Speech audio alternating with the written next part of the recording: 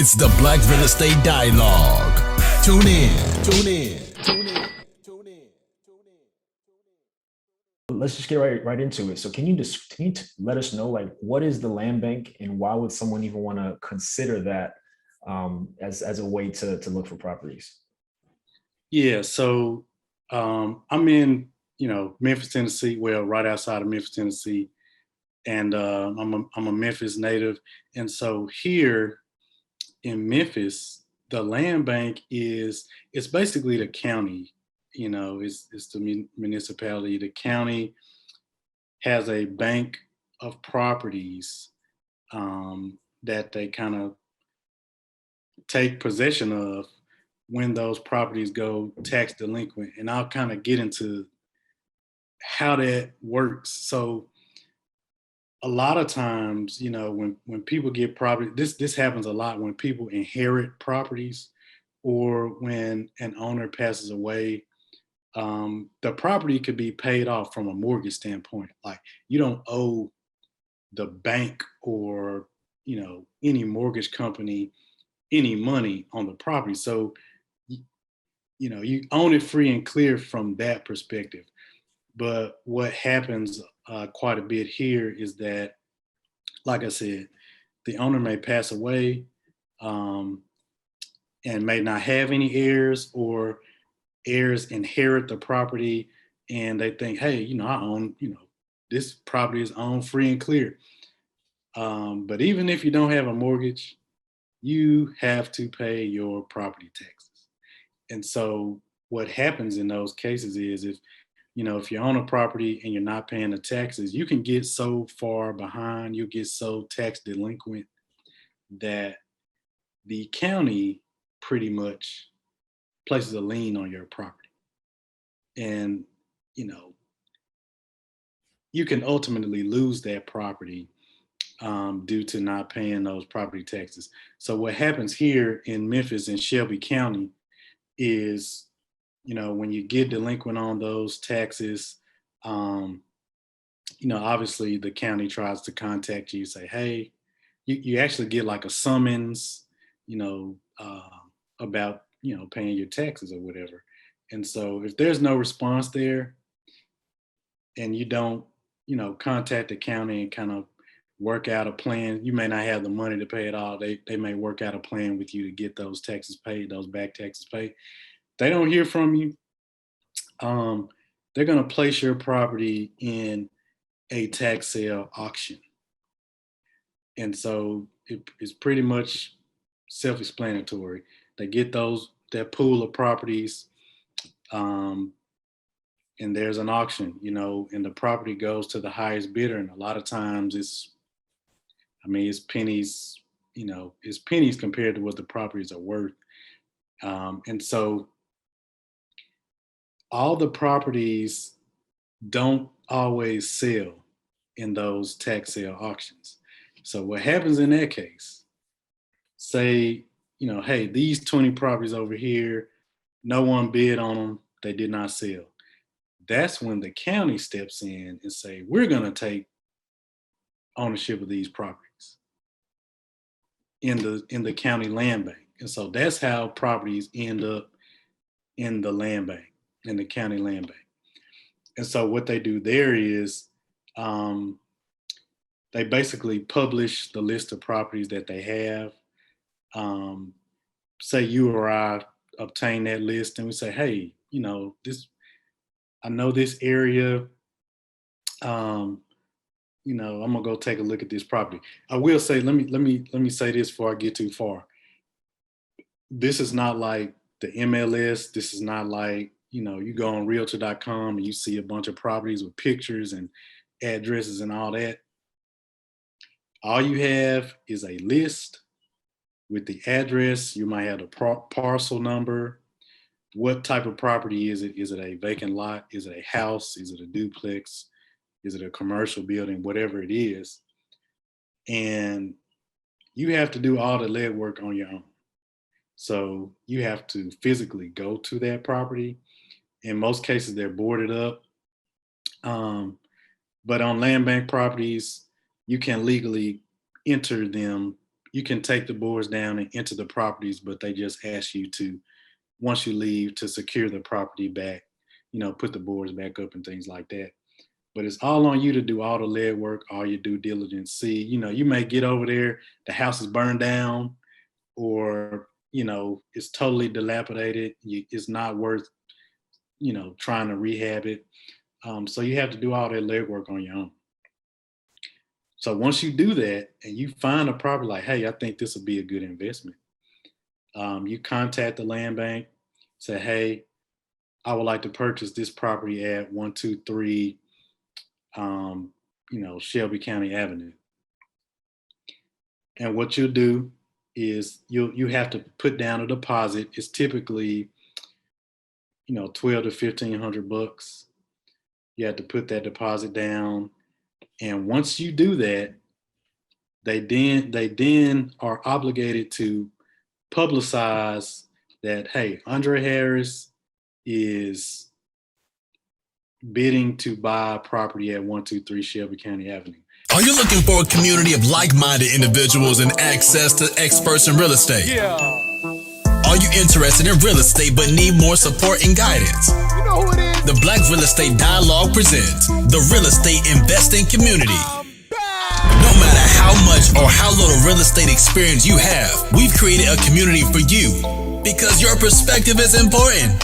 All right, tell me, where's the #1 place where you can do Q&A with experienced guest speakers 2 times per month? How about unlimited access to past guest speakers' recordings? What about a private Slack channel to engage in daily discussion with everybody in the community to share resources and support each other? Head on over to blackrealestatedialogue.com. That's blackrealestatedialogue.com. It's the real estate investing community presented by the Black Real Estate Dialogue. Come join us today.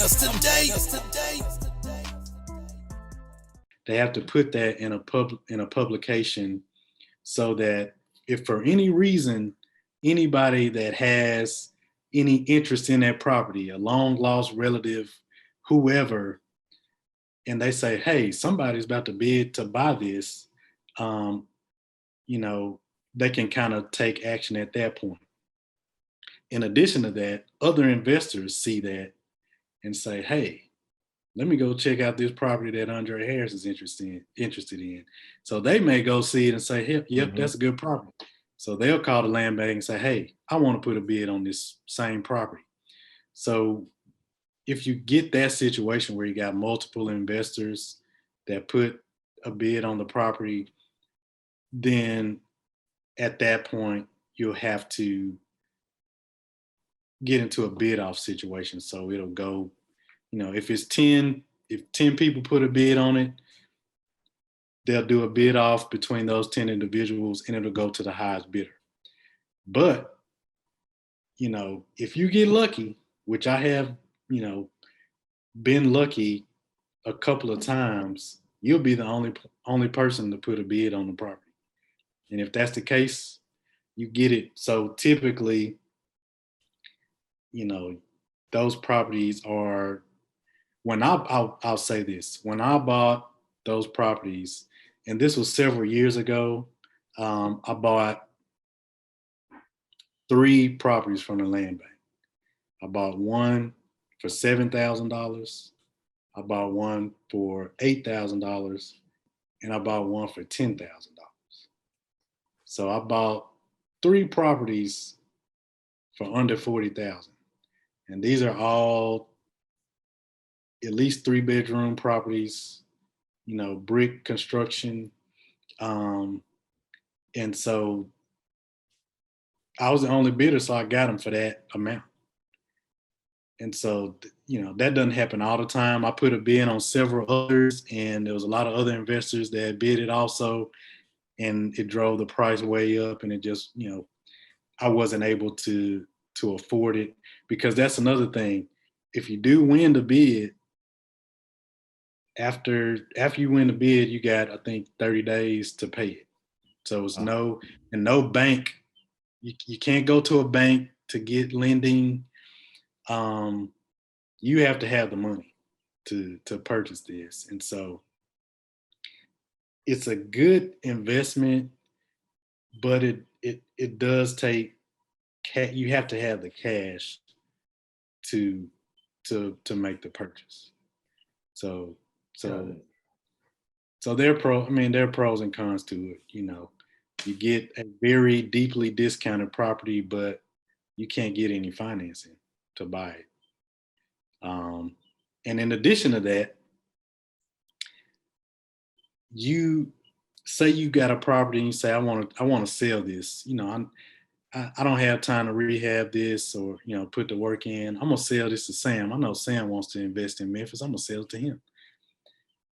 If you go to a title company and, try to do a typical closing with a warranty deed and all of that, you will not be able to close on that property because unless you're paying cash, unless you buy from me for cash.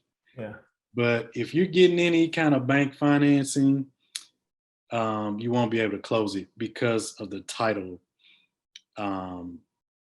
Basically, it's a title insurance issue. Like, so they typically won't issue a title insurance policy on a property that was purchased through tax delinquency. So what you'll have to do is get what you have to contact an attorney, get what they call a quiet title it's really just documentation to say that, hey, we did our due diligence. We tried contacting the owner, the heirs, whoever would have interest in this property, and we got no response. And so after that, they kind of issue that paperwork, and then you'd be able to get that title insurance policy, and then you'd be able to close it. And that typically costs a couple of $1,000. It may take 3 months, may take 6 months. I mean, it's kind of, it varies how long it takes to get that. But, that's some of the other things you got to deal with land bank or tax sale properties. Got it. Got it. Now, in terms of, let's say, well, you can actually speak from experience. So once you get one of these properties, it's yours and everything like that, do you know at the time of purchase, like how much taxes are owed? Is that something that you also factor into whether or not you want to go through with it? So, well, that's a good question. So typically it works this way. Say there were $10,000 owed in back taxes. So, and that property ended up at the land bank with $10,000 owed. When I purchased, that's all the land bank was selling it for. So when I paid that $10,000, that cleared the slate on any back taxes because all the county wanted was to recoup the taxes that they were owed on the property. And so once I paid that, I didn't owe any other back taxes. All that was cleared. So I started from, zero. Got it. Wow. Wow. Now, just a clarifying question. When you are doing your due diligence, so you said you're able to like go inside and see the condition of the property before you purchase it? Yeah. Yeah. So yeah, so you'll get a list. Like I said, it's a big list of well, they got it online now, but it's just a big list of addresses, parcel numbers. And so I'm local here, so I can easily determine just by street names and zip codes the areas that I would like to invest in. And so if I find an address in an area, I first look it up on Google Map to see, okay, the Google Map, it varies. Sometimes those images are kind of old, but in a lot of cases, they're fairly accurate. And so I first search it up on Google Maps to, make sure the property isn't just burned down or just in total dilapidated condition. So once I see that, hey, the property looks like it's in decent shape, it may be boarded up or whatever, but structurally it looks sound.